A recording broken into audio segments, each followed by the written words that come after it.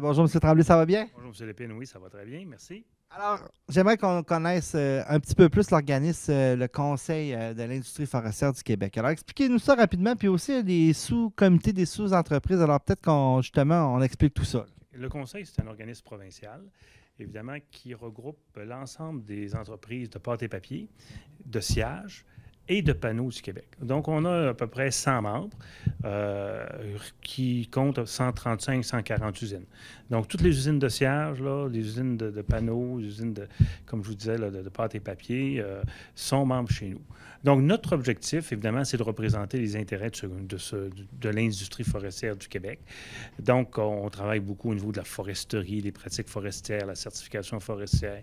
On travaille beaucoup au niveau du contrôle de la qualité, puisque l'industrie du sciage, c'est une industrie qui s'auto-réglemente au niveau de la qualité. Donc, on a des inspecteurs qui vont visiter chacune des usines une fois par mois, vérifier la qualité des produits, certifier la qualité des produits. On a des gens qui travaillent en environnement, des gens qui travaillent en énergie, des gens qui travaillent, bien sûr, au niveau de l'image, du maintien de l'image de l'industrie, de communication, si vous voulez, de façon générale. On a aussi un programme qui s'appelle Sécobois, qui est un programme pan-canadien. Au Québec, ça s'appelle Sécobois. Dans les autres provinces, ça s'appelle Woodworks. Et ce programme-là est hébergé ici au CIFQ. Donc, les gens qui sont à l'intérieur du programme Sécobois sont des employés du CIFQ et dispensent le programme qui a comme pour but la promotion des édifices, promotion de l'utilisation du bois dans la construction, autre que dans la construction résidentielle. D'ailleurs, aujourd'hui, on a annoncé, le premier ministre a annoncé à Pointe-aux-Lièvres la construction d'un édifice de 13 étages qui va être, dont 12 étages en bois. Le premier étage est en béton, les autres sont en bois, qui va être le plus haut édifice en bois en Amérique du Nord. Donc, on est très content de ça. Le Québec est précurseur. C'est la première fois qu'un édifice semblable va se construire. Et c'est grâce, évidemment, aux modifications on a amenées que Sécobois a fait introduire dans le code du bâtiment et dans ce qu'on appelle les lignes guides, là, qui aujourd'hui permettent de construire ce genre d'édifice-là, en toute sécurité, bien sûr, mais il a fallu amender le code du bâtiment pour s'assurer que ça respectait l'ensemble des dispositions du code. Et on travaille aussi, on a nos pendants provinciaux dans les autres provinces, et il y a une association nationale qui s'appelle l'Association des produits forestiers du Canada, avec qui on travaille en collaboration. On n'est pas fédéré, on n'est pas une branche de ces associations-là, mais comme on a les mêmes enjeux, souvent on travaille en collaboration.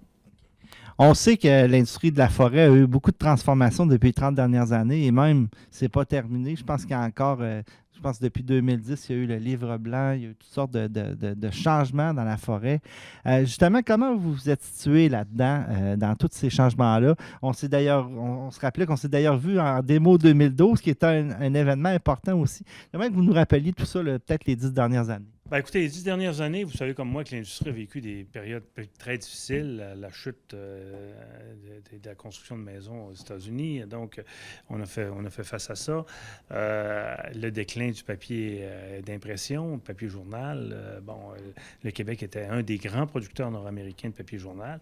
Ce qui faisait notre force a fait notre faiblesse parce qu'avec la vitesse avec laquelle ça a décliné, plusieurs usines ont fermé. Dans Port-Neuf, vous savez comme moi, il y en a quelques-unes. Stadacona, pas Stadacona, Donnacona. Alliance, c'est ça, oui. À l'époque. Saint-Raymond Paper aussi. Saint-Raymond Paper. Bon, vous avez été victime de cette crise-là. Hein, mais je dirais que depuis quelques années, l'industrie a repris du tonus. Le pire est derrière nous. On a commencé à retravailler, à réinvestir. Si on regarde un peu là, ce qui se passe dans notre environnement, il y a des investissements qui se font. Kruger est en train d'en faire un à Trois-Rivières. Il y a Turso, il y a quelques années, qui a investi dans la modification de son usine, qui font de la rayonne maintenant. Tembec qui a investi près de 400 millions, 300 millions dans son usine du Témiscamingue. Là, c'est des grands investissements. Plus près, je dirais, dans des investissements moins importants, mais qui touchent plus les scieries. Vous avez Céridion chez vous qui a investi, qui a modernisé son usine, qui est une très belle usine, très performante. Donc, il y a beaucoup d'investissements qui sont en train de se faire et qui vont changer radicalement l'image de l'industrie forestière. On est en train de se retrouver avec un parc d'usines beaucoup plus moderne qui vont faire des produits différents. On est en train de se transformer. On comprend que le papier de communication, ça sera pas, l'avenir n'est pas là. L'avenir est dans des Produit des fois assez simple, hein, quand on parle de produits de commodité, papier mouchoir, avec ses Kleenex, etc. Il y a une progression importante. Donc, les emballages, il y a beaucoup de commerce électronique, mais le commerce électronique fait qu'il faut livrer le produit. Le produit, il faut l'emballer. On ne l'a plus dans un magasin. Donc, quand vous achetez une TV là, le samedi après-midi, vous démontez ça dans votre salon. Là. Samedi soir, vous avez pas mal de cartons, hein, de toutes sortes de papier et carton. Donc là, il y a de l'avenir. Il y a des investissements qui se font. Il y a et c'est des produits assez simples.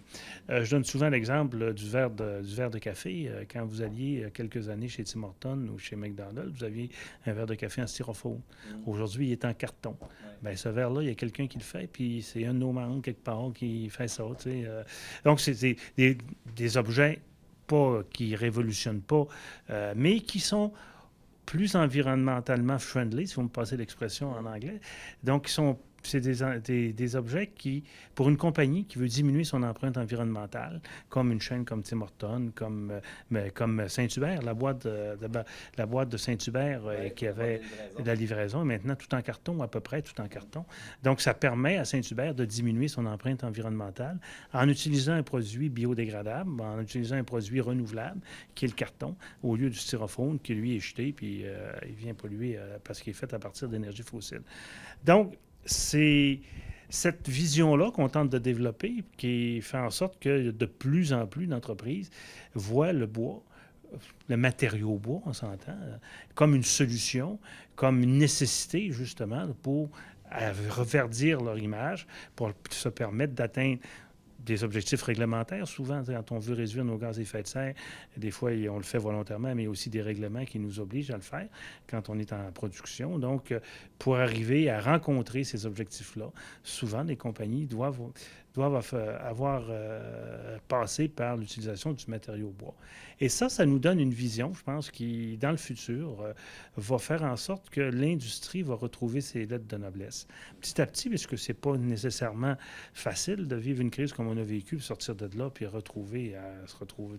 Il faut y aller pas à pas, réapprendre à marcher, puis transformer les usines une à une, puis transformer une usine de pâte et papier, c'est 175 à 200 millions, là. Fait que c'est pas mal d'argent. L'autre élément qui est plus intéressant aussi, c'est toute la diversification des produits vers des produits nouveaux. On parle de nanocellulose, on parle de filaments cellulosiques, on parle de construction en bois, comme on a annoncé, je vous le disais, à partir de bois de CLT, des techniques qu'on n'utilisait pas au Québec. La biomasse qui n'est pas très vieille. La biomasse aussi qui va être de plus en plus utilisée pour remplacer l'énergie fossile. Ça a des limites parce qu'il y a une quantité de biomasse quand même limitée, mais qui va être importante là, dans je dirais, tout le volet transport. Le Québec, si on veut réduire nos gaz à effet de serre, notre énergie est grandement en hydroélectricité, je ne sais pas à quel pourcentage, mais très, très. Donc ça, c'est de l'énergie qu'on peut pas, qui n'émet pas de gaz à effet de serre, c'est une énergie propre. Donc ce qui nous reste, c'est le transport. Okay. 40% des gaz à effet de serre sont générés par le transport. Donc c'est là-dessus qu'il va falloir travailler. Et la façon de travailler là-dessus, ça va être des biocarburants, des carburants qui vont être issus d'énergie non fossile. Et ça, la biomasse va être une solution. Ce ne sera pas la seule solution. On parle d'électrification des transports, mais tu sais, le camion en forêt qui transporte, pas sûr qu'on va l'électrifier, ni le camion qui fait du transport longue distance, qui part de, je sais pas moi, Saint-Félicien, puis qui s'en va livrer sa cargaison au Dakota du Sud. Là, je suis pas sûr qu'on va l'électrifier non plus. On va électrifier les voitures. Puis ça va prendre un certain nombre d'années. Mais il y a des solutions plus immédiates. Demain matin, si on dit, on s'oblige comme société à mettre un certain volume de biocarburant dans nos camions, d'utiliser 5, 10, 15 %, mais ça va avoir un effet assez immédiat sur l'émission des gaz à effet de serre. C'est quoi vos prochains défis comme association forestière, comme comité forestier, de lobbyer justement pour améliorer l'industrie? Ouais. Écoutez, un de nos grands défis, je vous dirais, malgré tout ce qu'on a dit qu'on a fait au Québec, là, on demeure, puis on sera toujours on est une industrie il y a des grands volumes. Ouais. On fait des grands volumes. Donc, on est une industrie qui exporte. Et juste donner un petit exemple, si vous me permettez, là, il y a une usine qui s'appelle Sacopan, qui est à Sacré-Cœur, qui font des côtés de porte. Donc, qui font des côtés de porte pour des panneaux de porte. des panneaux de porte que vous utilisez quand vous construisez votre maison, que vous mettez vos portes de garde-robe, vos portes de chambre, vos portes de salle de bain. Ils font ce genre de portes-là. Savez-vous combien ils font de portes par année? Hein? Ils font 9 millions de côtés de portes, ça veut dire 4 500 000 portes, parce que ça prend 2 côtés pour faire une porte. 4 500 000 portes, là, si vous en mettez 10 par maison, OK, grosso modo, un bungalow normal, ça fait 450 000 maisons. Dans toute l'Amérique du Nord, cette année, il va se construire à peu près 1 100 000 maisons. L'usine de Sacopan à Sacré-Cœur fournit près de la moitié des besoins de toutes les portes en Amérique du Nord. Wow! Fait que c'est assez. Et pour faire ça, ils prennent, il faut vous donner un exemple, 40 000 tonnes de copeaux. Cette année, mon industrie, globalement, ils vont en produire 4 millions de tonnes. Donc, c'est 1 % de la production pour 50 % des portes qui sont utilisées dans toute l'Amérique du Nord. Ça vous donne une idée des ordres de grandeur. Je donne ça parce que c'est des quantités. L'image est là. Je regarde mon ami, vous avez peut-être vu, c'est de la semaine dernière, un reportage à Salut Bonjour sur une entreprise qui est peu connue, qui s'appelle John Lewis, qui est à La Tuque, qui font des bâtons de popsicle. Oui, ils font des bâtons de popsicle. Il y avait un beau reportage. Savez-vous combien ils font de bâtons de popsicle par année? Une couple de milliards, en fait. Ils font 6,2 milliards de bâtons de popsicle, puis ils font à peu près 5 à 600 millions de bâtons de pogo. Bien ça, ils font un bâton de popsicle pour chaque habitant de la Terre. Par année. C'est ça qu'ils font, là. Fait que vous imaginez-vous les volumes, là, c'est phénoménal. C'est le fun d'aller voir cette usine-là. Il faut vous dire que on est exportateur et notre défi, c'est de s'assurer que nos entreprises vont demeurer compétitives. On va avoir du bois aussi. Qu'on va avoir du bois à coût compétitif, parce que nos compétiteurs, c'est l'Ouest canadien, c'est l'Ouest américain, le Sud-Est et le Sud américain, c'est aussi l'Amérique du Sud. Donc, c'est tous ces gens-là. Il faut être capable d'offrir à nos usines une matière première en quantité, vous l'avez dit, puis à un prix qui leur permet d'aller sur le marché. Et ça, au Québec, on a un petit problème avec ça. On travaille fort là-dessus. Le gouvernement a compris notre message dernièrement. Il a fait des choses, mais on est loin de la coupe aux lèvres. Il faut continuer à travailler fort là-dessus. Donc, premier défi, compétitivité de nos entreprises par rapport au coût d'approvisionnement qui souvent représente au-delà de 50 % de leur coût. Oui, parce qu'il y a un bout de temps, on marchait avec un CAF et puis là, on est obligé d'aller chercher le bois un petit peu loin et c'était difficile. Oui, il y a des distances de transport. Maintenant, on est sur un système d'enchères publiques.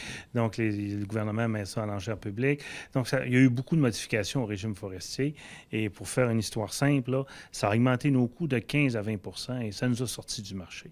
Okay. Il a fallu que le gouvernement comprenne ça. On est en train de travailler avec lui, on continue à travailler avec lui, mais il y a encore du chemin à faire là-dessus. Donc, premier défi, là, compétitivité de nos entreprises. Et ça, compétitivité, ça englobe beaucoup de choses, vous comprenez comme moi, beaucoup d'éléments. Et ça, on travaille ça, puis on décortique ça pour que sur chacun des éléments, chacune des étapes de production, de la forêt à l'usine, là, on soit en mesure d'optimiser. Évidemment, l'accès à la fibre, on est une juridiction au Québec on a une loi qui encadre nos activités, nos pratiques forestières qui est reconnue comme une des meilleures au monde. On se fait décrier, des fois, on a l'impression qu'on est des bandits parce qu'on coupe un arbre, puis qu'on coupe ça de façon illégale, puis, alors que tel n'est pas le cas. Au contraire, au Québec, là, il ne se fait pas de déforestation. Il n'y a pas... Une fois que l'industrie a passé, qui a coupé des arbres, elle remet la forêt en production. Il y a une coupe sélective. Une coupe sélective, puis il y a toutes sortes de techniques, mais notre obligation, c'est de s'assurer qu'un hectare qu'on a coupé, il va être remis en production, puis il va demeurer avec une vocation forestière. Est-ce que, justement, j'irais dire, est-ce que vous devez encore, comme organisme, travailler sur l'image? Ah ben oui, c'est notre principal défi, je vous dirais. Parce que je dis souvent, si on était capable simplement, si les gens savaient, si on était capable de dire ce qu'on fait, l'image changerait complètement. Ouais. Parce que je suis persuadé, et je mets quiconque au défi de me prouver le contraire, que ce qu'on fait est très bien. Okay? Donc, en termes de pratique forestière. Maintenant, il faut le dire, il faut que les gens s'en soient conscients, puis évidemment, c'est un défi, parce que vous comprendrez comme moi que si je suis à Montréal, à Outremont, puis j'ai un érable comme ça dans ma cour que j'ai vu pousser depuis 25 ans, puis que j'ai 2 érables, puis cet arbre-là me procure de l'ombre, puis c'est pas la même chose que l'épinette qui pousse dans le nord du Québec, où là, on est dans des milliers d'hectares qui sont destinés à la production forestière. Ça n'a pas la même. On ne parle pas de la même chose, du même produit, de la même chose. Donc, si mon exemple, c'est celui-là, mon érable d'Outremont, je comprends que je puisse avoir une certaine résistance ou réticence à ce qu'il soit récolté. Mais quand je vois les superficies, puis comment on fait ça au Québec, puis comment on utilise l'immense territoire sur lequel on intervient. Là, on ne parlera pas de terrain de football, on va parler des milliers de terrains de football. Quand on parle de ça, on se rend compte que comment l'industrie opère. Bien là, on se rend compte que c'est une grosse industrie qui a besoin, évidemment, qui a besoin de bois, on l'a dit tout à l'heure, mais qui s'est ajustée pour s'assurer que ce bois-là, cette forêt-là, va assurer une pérennité, qu'on va assurer la pérennité de la forêt, puis qu'aujourd'hui, nos pratiques sont très suivies, très réglementées, et qu'on ne peut pas faire n'importe quoi quand on va en forêt, loin de là. Ça, c'est un autre défi important. Justement, je vais terminer là-dessus. Vous parlez de pérennité de l'industrie. On a l'impression que depuis 5 ans, justement, nous, on a vécu Démo 2012, qui était très encourageant pour l'industrie forestière. On dirait que ça donnait comme un boost d'énergie, cet événement-là. Mais on a l'impression, justement, que ça va mieux, puis que ça s'en va encore de mieux en mieux. Est-ce que c'est une bonne impression? Est-ce qu'on s'en va vers des belles années pour l'industrie forestière? Je dirais que vous avez raison. Moi, je suis persuadé qu'on s'en va vers de meilleures années. On est en train, on a parlé de la transformation. C'est un processus d'enfantement qui est un peu douloureux, mais qui va donner, je pense, de beaux résultats. Des enfants en santé qui vont faire en sorte que pour les années futures, on va avoir des entreprises qui vont être là, qui vont générer de l'emploi, qui vont générer de la richesse dans les régions sur l'ensemble du territoire du Québec. Je suis persuadé de ça.